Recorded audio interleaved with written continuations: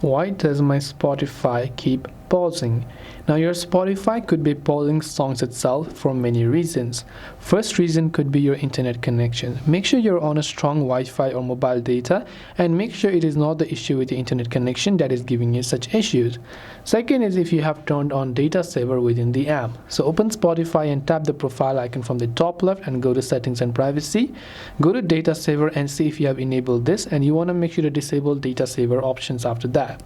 Now it could also be with the optimization issue of the app. So go to settings and simply go to iPhone storage or general and then go to iPhone storage. Search for Spotify and offload the app. After you offload it, tap on reinstall to reinstall the app. Do not worry, this will not delete your data, by the way. And last but not the least, you can simply go to your app store, check if your Spotify app has an update, and if it does, then make sure to update it to the latest version. I hope that this video helped you out. If you have got any further questions, feel free to also leave them down in the comment section below. Thanks for watching till the very end, and see you soon in the next video.